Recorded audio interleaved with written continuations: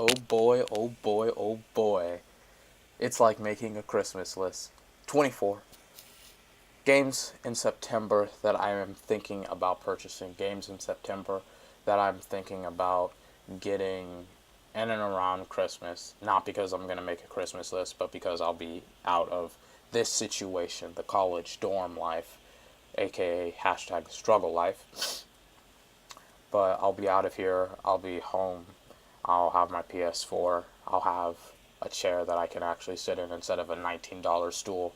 And I'll have a list of games that I'm thinking of getting. And some of these games may be on this list. So, and I hope that, maybe some of these games are on your list of games that you're looking out for in September. Some of the games that that may be on your list next month aren't going to be on my list, but hopefully I can do this monthly and give you my thoughts on some pretty popular games that are going to be released, and maybe make you aware of some games that aren't so popular and may not be on your list. But the first game is The Legend of Heroes Trails of Cold Steel 2, and I'm playing the first one, and the first one is pretty mediocre. It's pretty bad, I would say. I would say that there was a lot of hype for me up for the first game. It really didn't deliver. I played around, I want to say 30 hours in the game, or of the game, and it wasn't until really 30 hours that it was like, oh, okay, this is really great. This is really good. But it's like 30 hours, really? It took that long to develop a story, to develop these characters, and it's like, really, I feel like in an hour to 2 hours is literally all of the good stuff that happens, and it's like 30 hours is just time wasted.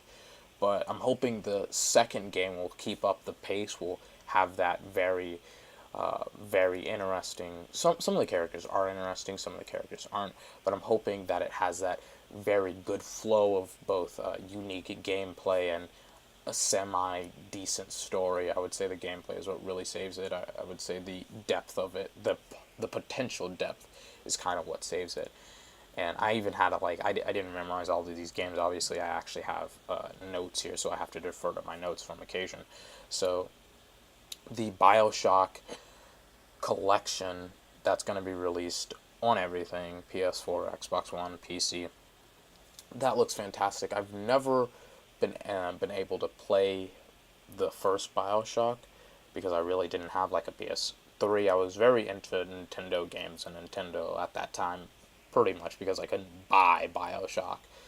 But I'm super excited for it. I'm kind of hoping they upgrade the graphics. It's not just kind of like they make it compatible with the PS4. They actually do some touch ups on the graphics and make it look like it's for current gen models, like the PS4 and the Xbox One. If they don't do that, that's fine. I'm pretty sure it's going to be a fantastic game. I think Bioshock Infinite is also going to be released with the game, so that looks fantastic. And I think it's like all of the DLC as well that's going to be released with the game. So that's fantastic. Even I think the prequel or whatever with Bioshock Infinite, that's also going to be released in the game. There's just so much good stuff that's going to be released in the Bioshock uh, bundle that's going to be released next month. That it's looking pretty good. It looks kind of like the fall is going to take the better half of the year, even though the first half was really strong with Uncharted 3.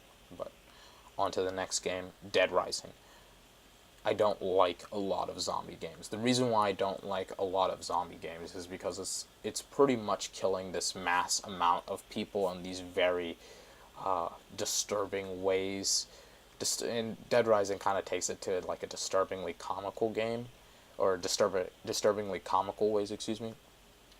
And there's really little story, I would say, to Dead Rising. There is some, but there really isn't a lot, and it's more along the lines of you killing a bunch of zombies over and over and over again. There's even like a little death timer, or a death, or there's actually a timer or a death clock of how many zombies you've actually killed, and it seems like the first Dead Rising, like, not to shit on the actual franchise and the series, the first Dead Rising I think was the better one.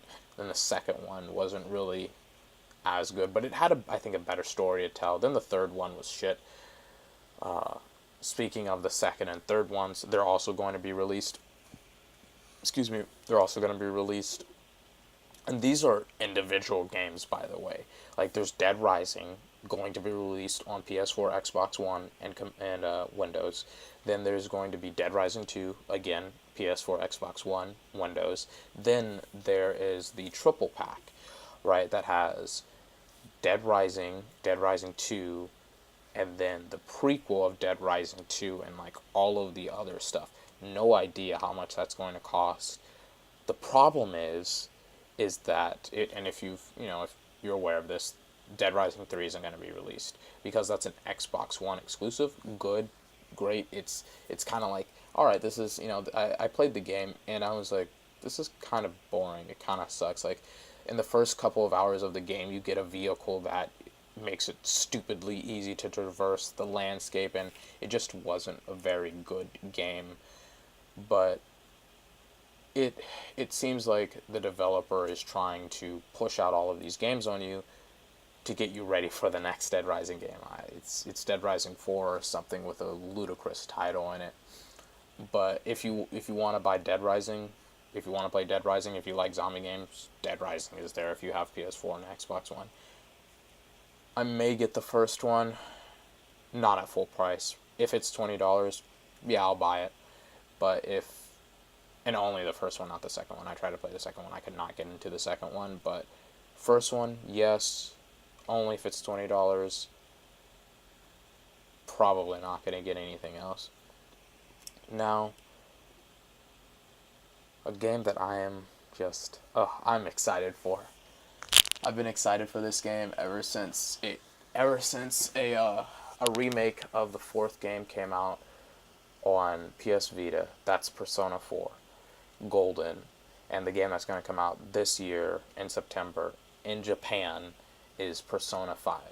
And that game looks, I wouldn't say fantastic. It looks like a Persona game, and I hope that it has like the in-depth goodness that Persona 4 had. Like it took me multiple playthroughs to get what I really wanted, the main ending that I really wanted in Persona 4 Golden on my Vita. And the thing that I loved about Persona 4 Golden is that I could take it with me everywhere that I went. That I went on my Vita, so I could play hundreds of hours of gameplay on my Vita anywhere I want. And I went to like Europe with my mom and my sister, and I remember beating the game on a train, and when the ending music was playing, I almost shed a tear. I'm not even gonna lie to you. The story impacted me so much, and I'm so excited to see what Atlas has in store for us with Persona 5. I can't wait for that game. The next game, it's more for 3DS users. It's not really meant for anyone else because it's Dragon Quest. I've never played a Dragon Quest game on 3DS. I've just heard that it's a really great SRPG franchise that really a lot of 3DS owners should take advantage of. If you have a 3DS, take advantage of it. The only reason why I'm not taking advantage of it is because I don't have a 3DS. See, the problem when you get to college is that you have all of this spare time at your disposal. And if you're not hanging out with friends, if you're doing pretty much what I'm doing, and that's in my dorm room, you really have either like 2 to 3 options, and that's studying or sleeping or working out or whatever. Like pretty much like there's really not a lot to do if you aren't spending it with other people. And playing video games that take up a bunch of your time is very fun, and it's very time efficient, I would say, like as a college student. So if you're in college, if you have a 3DS, maybe get Dragon Quest 7, I think that's what it's called, the Forgotten Past, fragments of the Forgotten Past. Apparently I had to defer to my notes because I didn't know, or I forgot the game title. Now the third, or not even the third, but the last couple of games are really exciting for PC users and console users. So happy. But it's Warhammer. Warhammer has been getting hyped for the past couple of years. It looks fantastic on PC. Again, I'm running this on a Mac, so I can't really play it.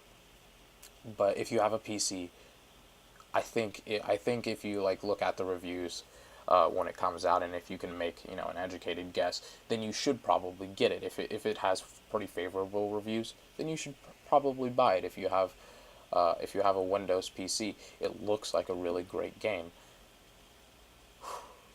The final game I had been waiting on since the DLC that came out like a couple of years ago. I got the DLC I think for free on PS3. It's XCOM 2. Oh man, I was worried, man. Uh, it 2K had me worried. 2K had me so worried that it was only gonna be on PC. I was like, there's so annoying. I don't even think that it's 2K now. I no, it's Firaxis. It's Firaxis that was developing. I think 2K is a publisher, but Firaxis had me so worried about the game because it it was released on PC I think in February, and Firaxis had given the statement saying, we just got the game back, or it was the company that had originally made XCOM. Then they sold the rights to I think 2K, and then it went through all of this disgusting phases that it was in, and it eventually ended up back with the company that had first started it. They were really excited for it. They were like, we know that there are a bunch of console fans that bought the first game, but we're not going to make the game for consoles, not for Xbox One, not for PS4, right? So I was like, and my Mac couldn't run it, so I obviously couldn't play it, and I was surprised. I think I forgot, it may have been April when they had announced that it was coming to consoles. I was like, thank the Lord, there is a God. I'm so happy. And it just looks so fantastic. I love the aspect of the you losing the war because of just how unprepared you were. Like I think I had to restart the first game 2 to 3 times. I would prefer to be on my Mac so that way I can take it and play this game in college. But unfortunately, my Mac again does not run it very well. But XCOM 2 seems very fantastic. Again, these are some of the games that are like on my radar in September. Some of these games that I looked up, I'm not very sure about. It's because I either don't know about them, or or yeah, that's just simply put, I don't know anything about them, or I may know a little bit about them, but it's just I don't know enough about them. But these were the games that were kind of like interesting, controversial, and I think good enough to get on my radar of just like, I think XCOM is probably going to be the game that I just really hone in on and buy probably when I go, when it's released, and I'll try and find someone with an Xbox, not even an Xbox when I have a PS4 here, but boy, I'm excited for this month. It seems like the fall has a really strong lineup of games coming out. I think there's 3, maybe possibly 4. I may be sleeping on a game here. And what I mean by sleeping, I mean I may be forgetting about one game that's possibly great, but I know that South Park, The Fractured Butthole comes out. Obviously, XCOM 2 comes out, and Mafia 3 comes out. There may be a 4th or 5th game that I'm not aware of at the time period that's coming out in the fall. That may be great, but I think those 3 games are probably going to be games that are going to compete with Uncharted. Just heard a loud noise in my dorm room. For Game of the Year.